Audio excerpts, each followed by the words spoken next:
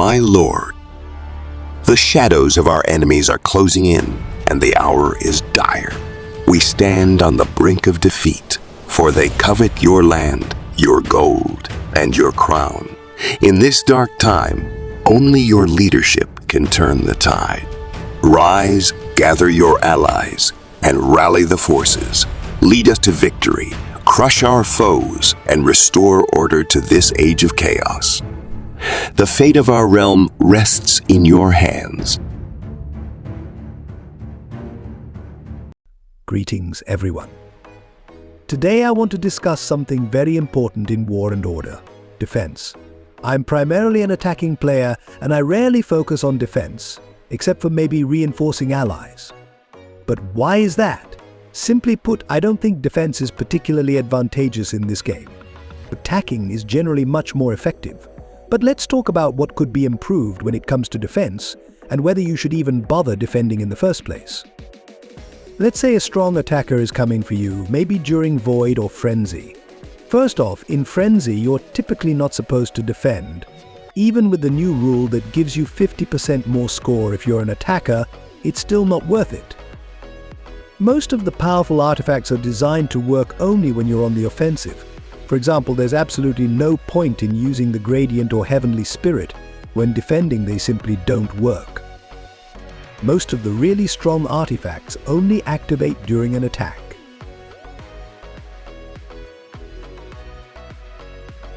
There are only a few artifacts that work for both defending and attacking, and some are exclusive to one or the other.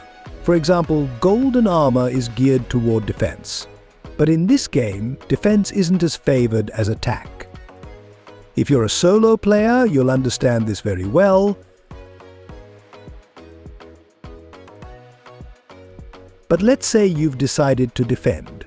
What's the best approach, and what should you improve? One thing is certain: every defender needs Apollo's Bow.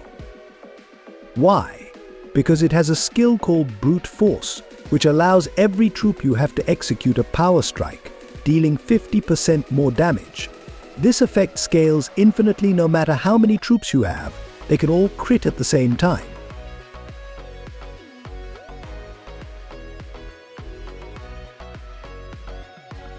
The second crucial artifact is Athena's Aegis, but it needs to be activated, otherwise it's useless.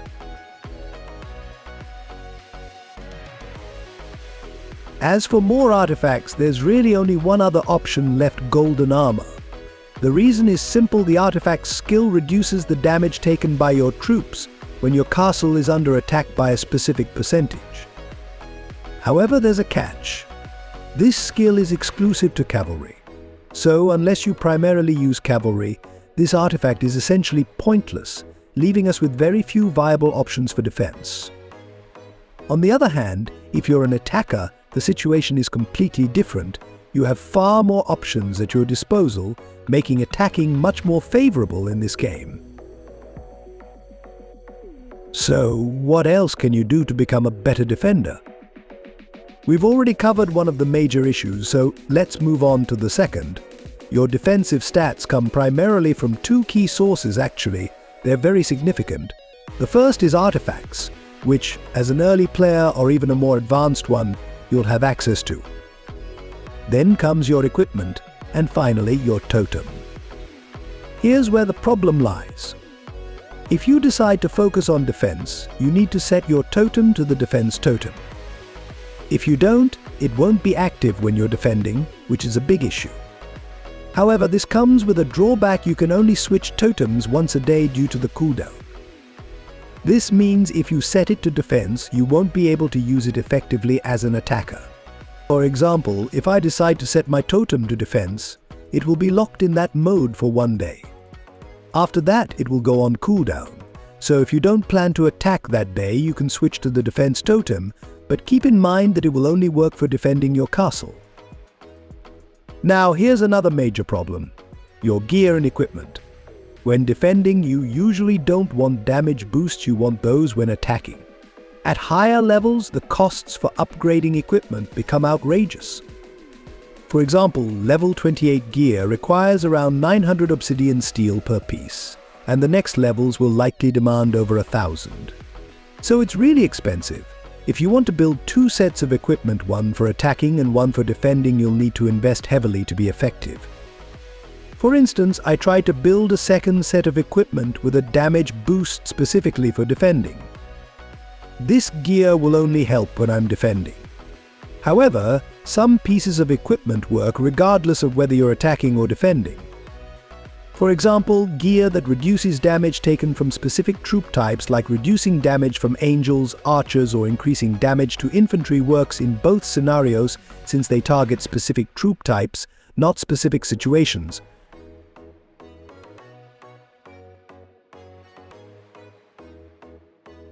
Unfortunately, the parts that are crucial for maximizing damage, about 60% of my total damage, come from just two pieces of gear, and they're focused on attacking.